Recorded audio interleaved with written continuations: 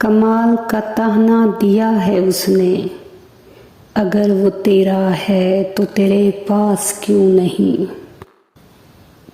हम बिखरे भी तो सूखे पत्तों की तरह, अगर किसी ने समेटा भी तो जलाने के लिए। मौसम बदल रहा है, अपना ख्याल रखना, क्योंकि बदलते मौसम और बदलते लोग बहुत तकलीफ देते हैं।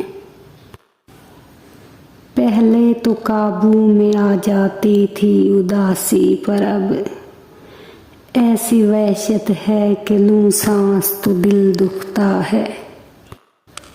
बहुत मुश्किल से सीखा है उसके बगैर खुश रहना, अब सुना है ये बात भी उसे परेशान करती है।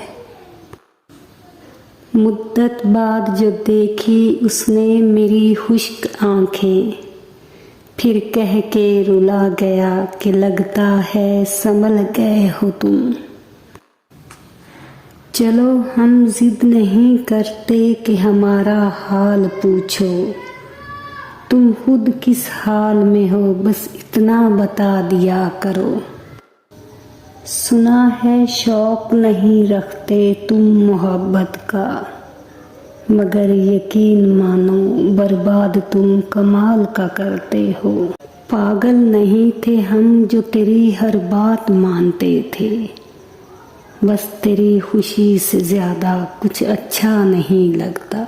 मेरी यादों की इब्तिदा ही तुझसे होती है, फिर भी कहते हो दुआओं में याद रखना।